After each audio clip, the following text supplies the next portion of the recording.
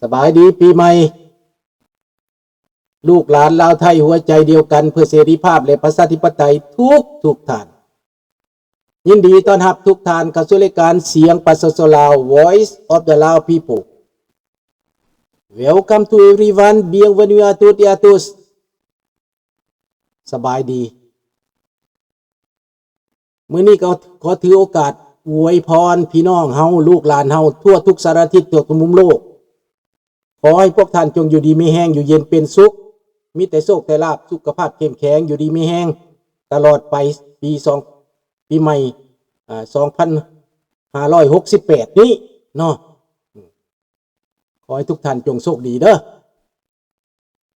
ขอเข้าเพลงชาติก่อนเนาะศาสตร์ลาวตั้งแต่เดิมมาขึ้นชื่อลือชาอยู่ในอาซีศาสตร์ลาวผู้พันไมตรีความสามัคคีฮักโฮมกันหากศาสตร์หากปฏิเทาหากเจ้าปกเกตกิสาหัวมักความศาสนาแต่บูหันมาฮักษาดินแดนบ่ให้สัตว์ใดมาล้วนหาวีลบกวนหยาดแย่งสิ่งเอาพายขึ้นเขามาดูวุ่นวายสู้จนตัวตายต้านทานศัตรูสวยเสื้อชูเลือดเนื้อเสื้อเผาพื้นผู้กูเอาบรรเทาทุกการเอาขอต่ออีกเพลงต่อไปเนาะอันคำว่าสัตว์คนเฮาถูกคนก็หูมีเสือมีควายเป็นหมู่บางตัวก็หูแสนดีเหลือล้นตัวอย่างว่าควายเฮาเลี้ยงมันยังงูคุณของคนดึงแก่คันไทยจนตัวมองมนบ่เคยได้จมสักคำเมื่อมาเทียบใส่คนเฮาบางคนก็หายไปเสียยิ่งกว่าฝูงควายหวังร่ำรวยเสียจนหน้ากำตัวอย่างลาวแดงไปหลงแก้วแดงให้ความศีลธรรมจะลืมข้าวเหนียวเม็ดขาวงามลืมคำสอนองค์พระเจ้าโธ่เอ๋ยแก้วแดงใจหายเสียยิ่งกว่าสัตว์แถมยังบังอาจญาติเอาแดนดินดอนของลาวเที่ยวฆ่าเที่ยวแกงคนลาวหนีตายป้าเอื้อนเป็นเป่า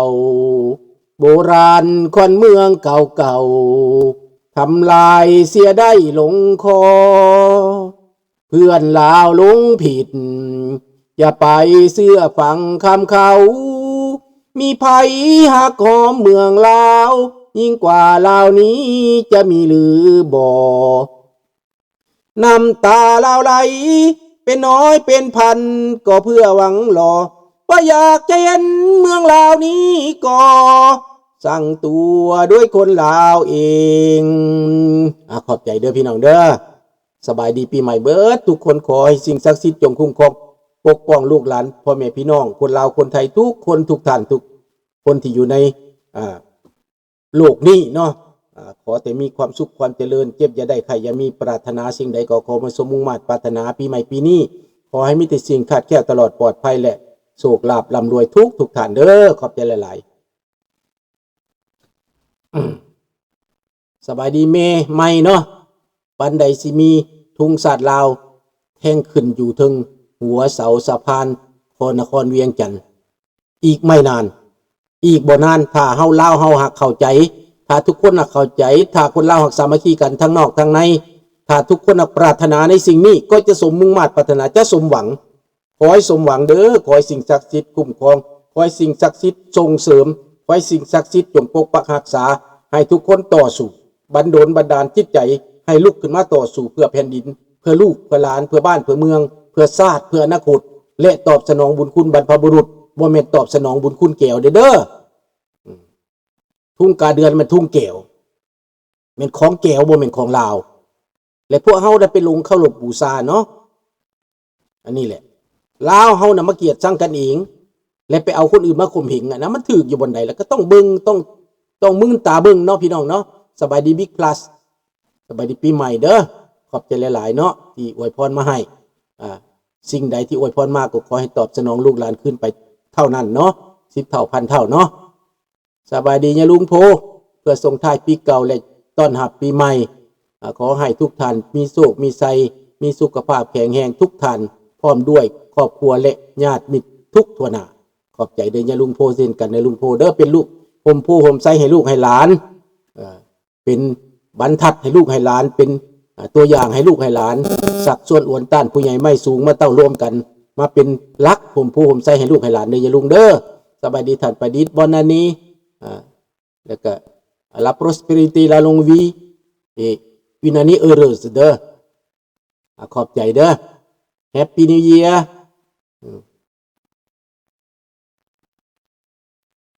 มามื้อนี้แมนจะมาเข้าประเด็นว่าเอเชียแปซิฟิกจะกลายเป็นแนวหลบใหม่ได้ไวๆนี่มันมีสาเหตุใดมันมีสาเหตุสำคัญพี่น้องว่าเอเชียแปซิฟิกก็เกี่ยวข้องกับจีนโลดเกี่ยวข้องกับเกาหลีเหนือเกี่ยวข้องกับลาวเกี่ยวข้องกับเวียดนามเกี่ยวข้องกับไทยเกี่ยวข้องกับในภูมิภาคนี้ญี่ปุ่นฟิลิปปินส์เกาหลีใต้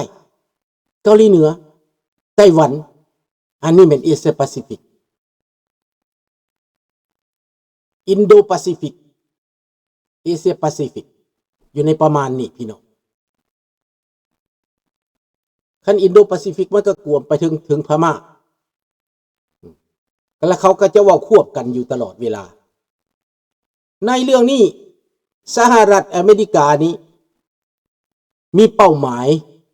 ที่จะให้เอเชียนี้กลับกลายมาเป็นประชาธิปไตยมาค้ามาขายกันตามปกติเดิมในปัจจุบันนี้มีผลกระทบแน่นอนกับประเทศไทยกับประเทศลาวกระทบแห้งกับเป็นประเทศไทยพี่น้องประเทศลาวบ่มีสินค้าขายปานใดเอาตลาดมอบให้ไทยเอาตลาดมอบให้เวียดนามลาวนี่นะได้กินข่าวว่าสินค้าของไทยส่งออกจากลาวก็สิเป็นการผลิตโรงงานอาจจะมียืมโควต้าประมาณนั้นเพราะลาวบ่มีสินค้าส่งออกดังนั้นมันก็จังสินค้าที่แบนหรือสินค้าที่ขึ้นภาษีจากถ้ำนั้นมันก็ต้องตกใส่สินค้าของไทยเท่านั้นตกใส่สินค้าของเวียดนามเท่านั้นโควต้าที่ส่งออกของเวียดนามก็ต้องยืมโควต้าของลาวเห็นตัวอย่างหมากไม้ปูปลาหน้าน้ำส่งออกมาแคนาดาส่งออกมาอเมริกานี่มาจากเวียดนามเข้าก็มาจากเวียดนามหลายอย่างที่มาจากเวียดนามนี่เขาเห็นได้ดังนั้นพี่น้องถ้าว่าประเทศเรานี่เป็นประชาธิปไตยความขัดแย้งก็จะน้อยลงผลประโยชน์รวมกันมันก็จะหลายขึ้นความสะดวกก็จะหลายขึ้นและประเทศแต่ละประเทศก็จะได้รับผลประโยชน์พี่น้องแต่ในปัจจุบันนี่ลาวบ่ได้หยังลาวมีแต่เสียหายประเทศเพื่อนบ้านเป็นผู้ได้ลาวบ่ได้หยังเจ๊กก็ได้แก้วก็ได้ไทยก็ได้ลาวนั้นมีแต่เสียเบิดเสียทั้งแรงงานคือเฮาเห็นนี่แหละคือเฮาฮู้กันนี่แหละแรงงานที่สร้างประเทศประเทศไทยก็เจ้าขาดแรงงาน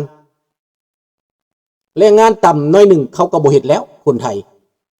เอาคนพม่ามาเฮ็ดเอาคนเขมรมาเฮ็ดเอาคนลาวมาเฮ็ดแล้วเป็นอย่างคนเรานี่จังหลั่งไหลมาประเทศไทยเพราะว่านายจ้างนั้นต้องการคนงานแรงงานต่ำคนนายจ้างนั้นต้องการแรงงานต่ำ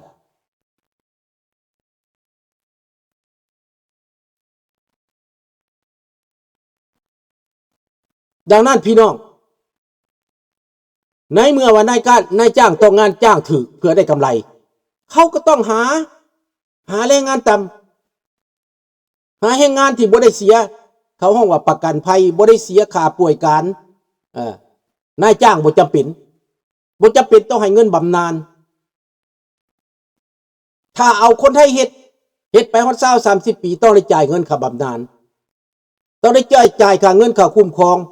ต้องได้จ่ายเงินค่าป่วยการสวัสดิการต่างๆนี่แหละความที่โลกมันบ่เที่ยงธรรมความที่โลกมันบ่เป็นธรรมในทุกวันนี้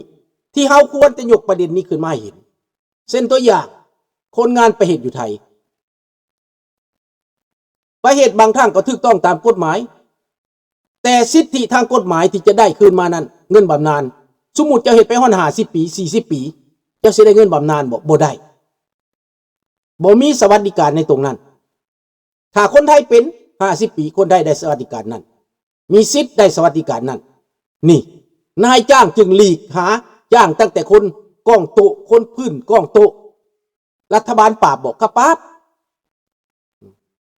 รัฐบาลจัดการบอกก็จัดการหากแต่ว่าบ่แพงเงินสบายดีเคเจมันบ่แพงเงินแม่นแหละสินค้าไทยถูกสวมสิทธิ์ถูกต้องอันนี้เว้าให้ฟังอธิบายให้ฟังในเมื่อเป็นเช่นนี้พี่น้องในประเทศไทยแรงงานไทยเขาก็ไปเฮ็ดเป็นข้าราชการเป็นกรรมกรอย่างอื่นหรือไปเฮ็ดเวียกที่มันง่ายกว่าจากนั้นการญาติเทงานกันการญาติเวียกญาติงานกันเกิดขึ้นความบ่ยุติธรรมในประเทศไทยก็เกิดขึ้นความหุนแห้งก็เกิดขึ้นพี่น้องเห็นตีกันรายวันฆ่ากันรายวันมีความหุนแห้งทุกวันทุกนาทีเนื่องมาจากสาเหตุยาบ้าเนื่องมาจากเหตุยาเมาเนื่องมาจากความหุนแห้งทางความคิดจิตใจมันบ่สงบในเมื่อความเดือดร้อนในเมื่อชีวิตในครอบครัวชีวิตในนั่นร้อนอยู่มันจังเกิดจังซี่ตามข้าพเจ้าสังเกตเด้อพี่น้องสบายดีแก้วเมกบงชูบ่นั้นนี้อย่างนั้นแหละพี่น้องเกิดความรุนแรงรายวันนี่นะผัวเมียตบตีกันพ่อแม่ตีกันหรือว่าคนตีกันใช้อาวุธประหับประหารกันใช้มีดใช้พาดฟันกันอย่างเหมือนดังบ้านป่าเมืองเถื่อนนี่มันเกิดขึ้นย้อนหยังมันเกิดขึ้นในภูมิภาคเอเชียเฮานี้ย้อนหยังไล่รวมแล้วก็แม่นอยู่ไทยนี่แห้งกว่าย้อนหยังย้อนความลำบากในครอบครัวย้อนความคัดแย้งในครอบครัวอึดอยากมากแค้นบ่มีอยู่มีกินมันบ่เพียงพอมันขาดเขินบ่ไล่ผู้มีมันบ่เว้าดอกผู้มีน่ะมันโลดล่ำต่ำสูงในพี่น้องผู้มีน่ะเขามีเหลือเกินเขาหังอีหลีเป็นร้อยล้านพันล้านแต่ผู้ทุกข์นี่ข้าพเจ้าไปสังเกตเบิ่งแล้วนี่ซาเบิ่งแล้วนี่มันผิดกันในครอบครัวผัวเมียตีกันหรือว่าลูกแตกแยกครอบครัวผัวเมียปากันนี่แม่นมาจากความอึดอยากมากแค้น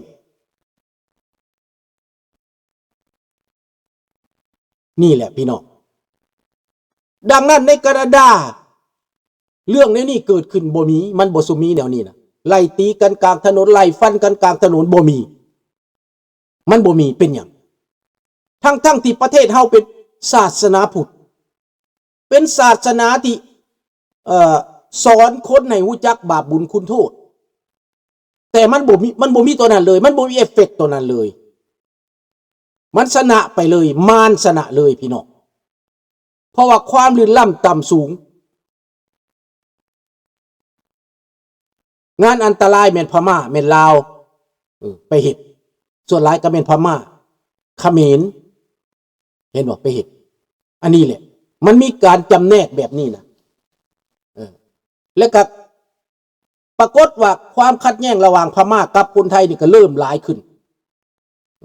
กับเขมรก็เริ่มหลายขึ้นลาวเฮานี่พอใครๆแน่เพราะมันเว้าภาษาเดียวกันพี่น้องคนไทยก็อยู่ยากแล้วอยู่บ่สงบแล้วบ่อยากให้สังคมเป็นแบบนี้แต่คนไทยก็เริ่มต้